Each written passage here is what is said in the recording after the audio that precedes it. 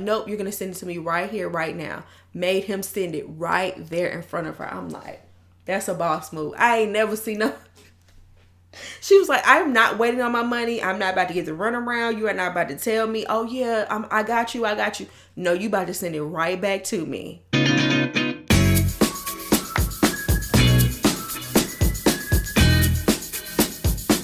Welcome to La Vida Rosa. I'm your host, Pinky, and today we're going to be talking about Love is Blind, Season 7, Episode 8. So if you'd like to see more, then just stay tuned. But before we begin, I would like for everyone to check out my website, lavidarosastyle.com, where you can find cute accessories like the ones I'm wearing right now.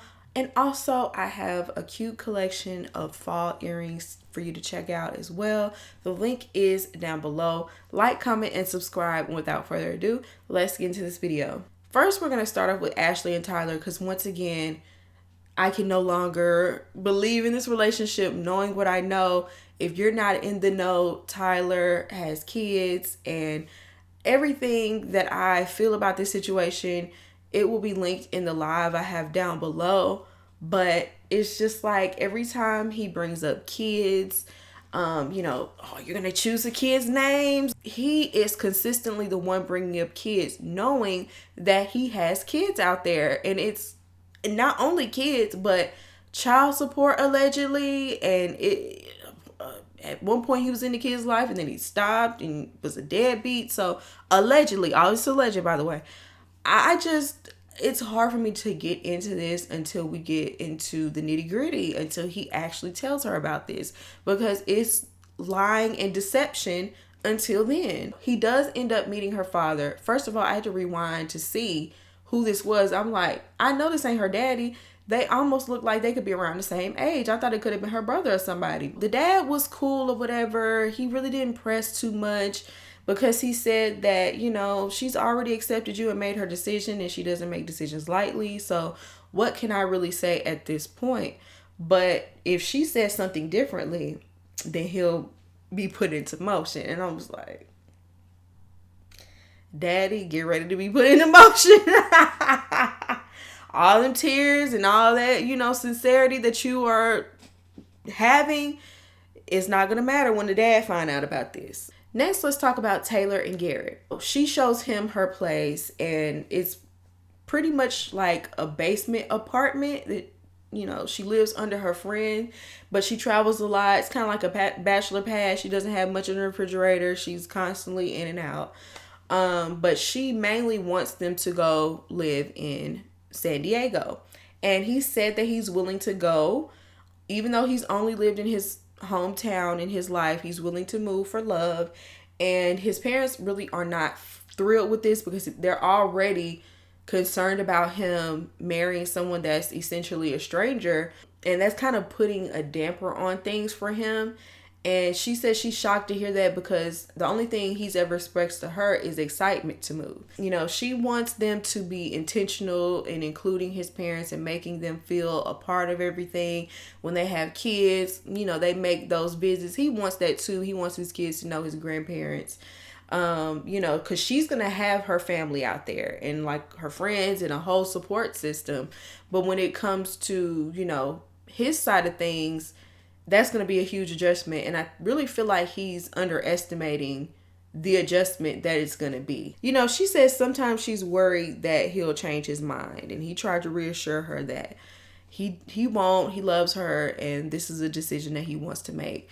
I don't know, y'all. Like, I want it to work out. I hope that it works out. I'm not wishing the worst, but it, just realistically, I don't know. Then we have Tim and Alex. And Alex has done a lot of preparation when it comes to meeting her father. From the first moment she brought her father up, she said he's not going to be easy and you're going to need his approval if we're ever going to get married, because his opinion means a lot to me. For this meeting, Tim did the grilling, and when I tell you that food looked so good, I was wanting some of that food he was making. When it came to meeting her family, it was her dad, her mother, and her brothers.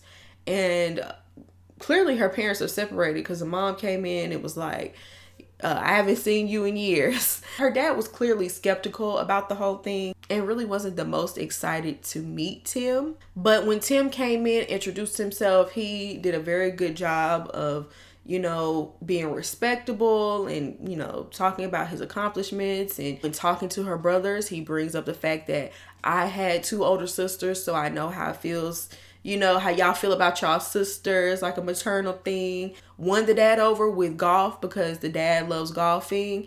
Unfortunately, he's unable to do it anymore because he has MS. I believe her mother has it as well. Everything was falling in line.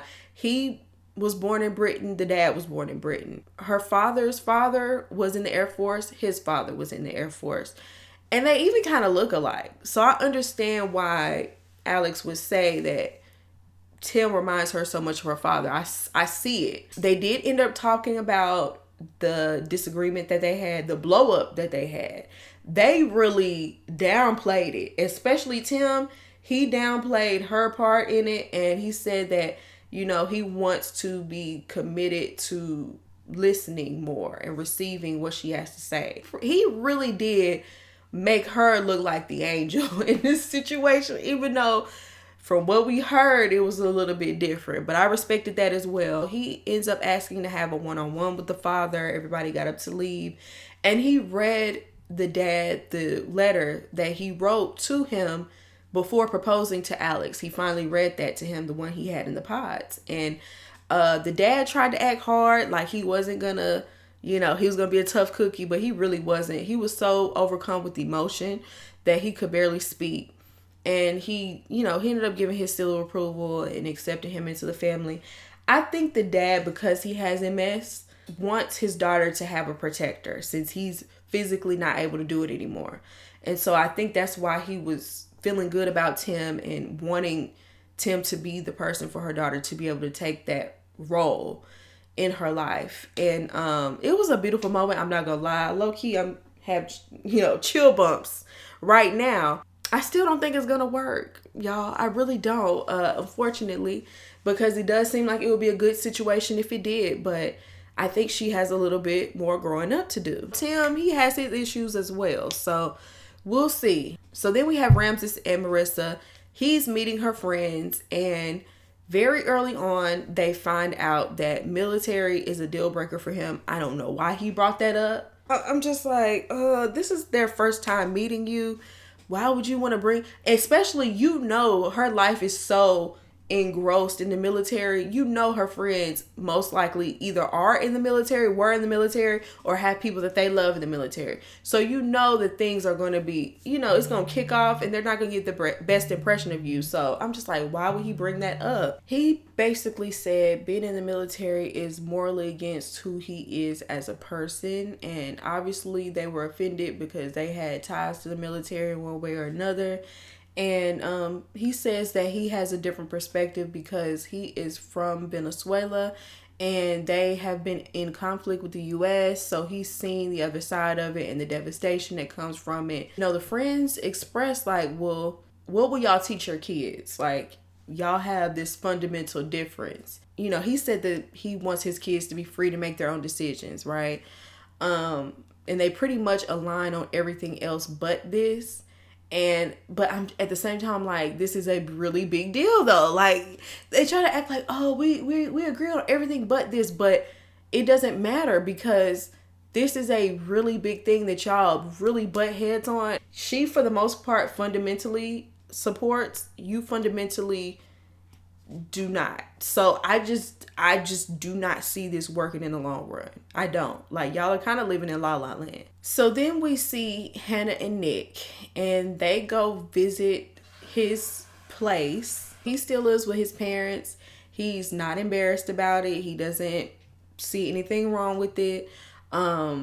He said that it didn't make sense for him to get his own place when he went to go play football. So he would come back and forth there. That would be his home spot. I really don't judge people that live with their parents, especially if you're like stacking your money while you're there. If your parents give you a place to live rent free or even at a reduced rate of rent while you try to get on your feet and, do better for yourself in life, I don't see anything wrong with that, right?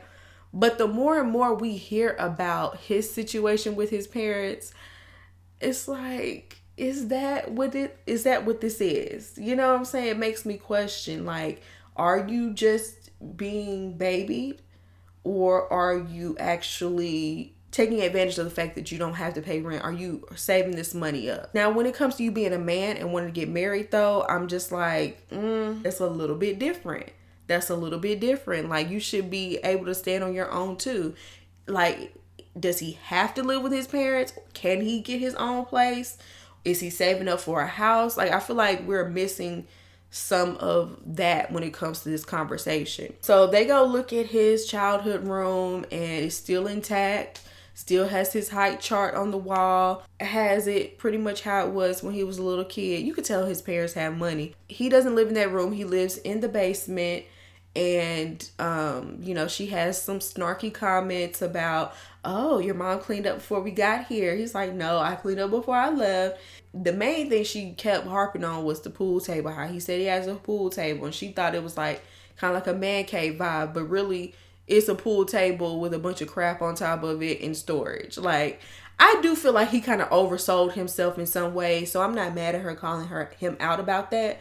Because he does be looking shook sometimes when she pulls the veil back. So clearly, whenever they get married, they will be moving into her apartment.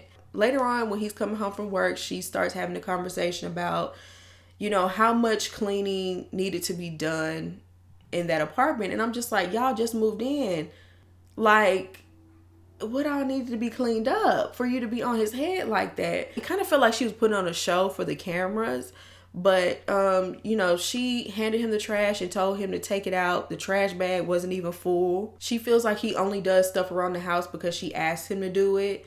And once again, y'all just got there. What needs to be done already? She asked him how often does he vacuum. He says like every other week or something like that. She said, well, she likes to vacuum every day.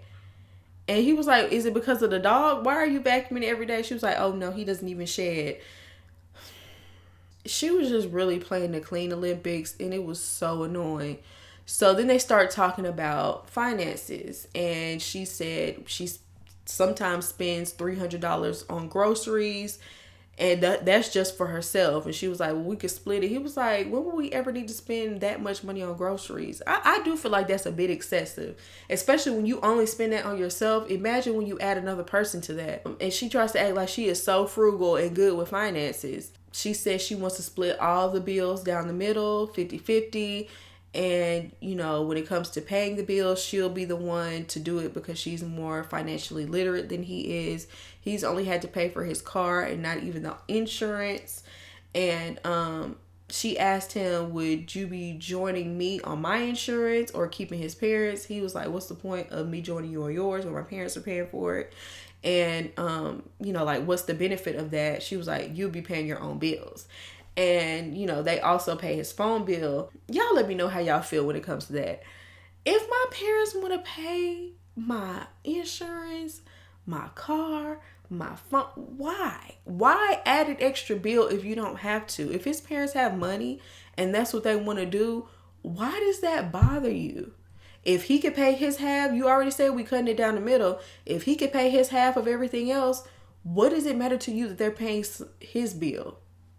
Who cares? If he didn't have a savings, if he wasn't able to contribute, if he was not trying to, get a house eventually, especially since he's a realtor, I could see that, but I don't let them pay as long as they want to. What's your problem? Are you jealous? You mad your parents didn't do that?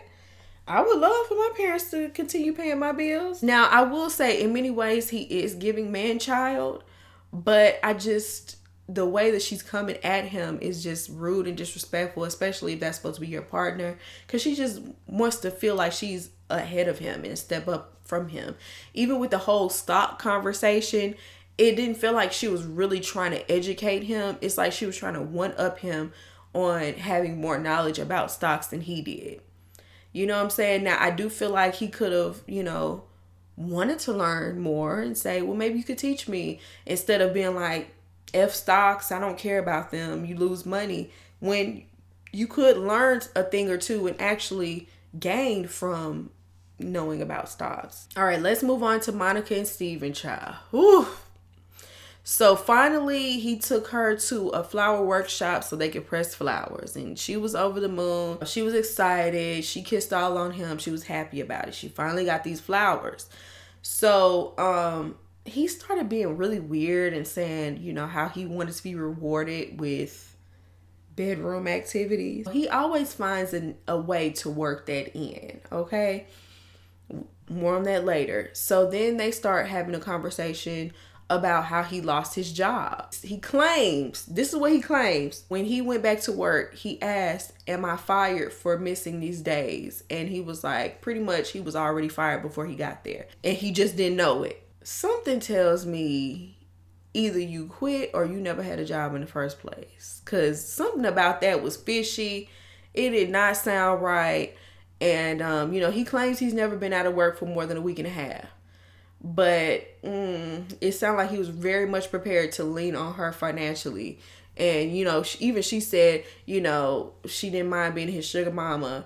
And he said, well, I don't mind if you treat me like a piece of meat. Once again, that weird sexual tone comes in. She said that they have not been doing anything in the bedroom because ever since he expressed being hesitant about getting married, it really made her want to pull back when it came to that. And plus, he's like the freakiest of all freaks and wants to do butt stuff and fetish type of stuff.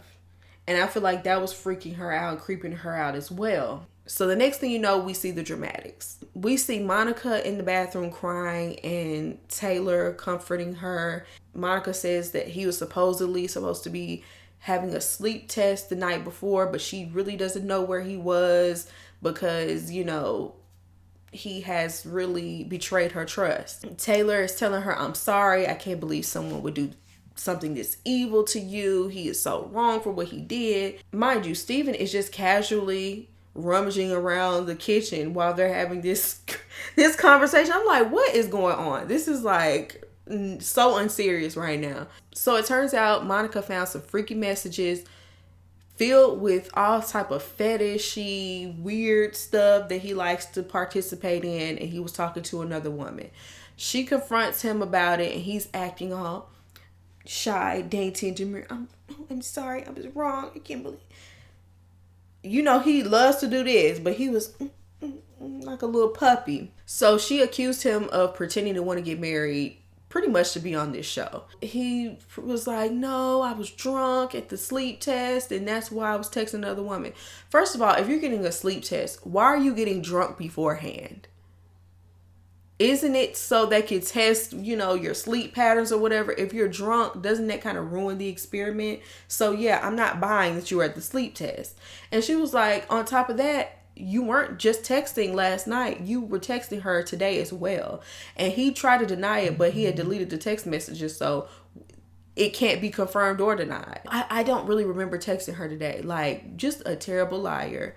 And, you know, he tried to blame her because they had an ugly conversation before he, you know, went to the sleep test. And, you know, she was like, no, you're not going to put this on me. She was not going to take any sort of responsibility for him acting like that. Even though she has been, you know, a little condescending and bossy or whatever, he was dead wrong for what he did. What I loved about this situation, Monica is a complete boss. Telling him, look, before you go, I'm going to need for you to Venmo me that money that I've given you for the past 2 days of you not having a job.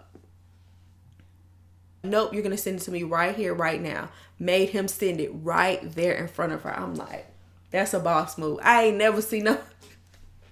She was like, I'm not waiting on my money. I'm not about to get the runaround. You are not about to tell me, oh yeah, I got you. No, you about to send it right back to me. He said he should have never come on the show. He grabs his stuff and leaves. And thankfully she did have Garrett and Taylor there to comfort her, help her through it. But at the same time, I'm going to have to give you a little bit too, Monica. You knew exactly what you were getting into with this man.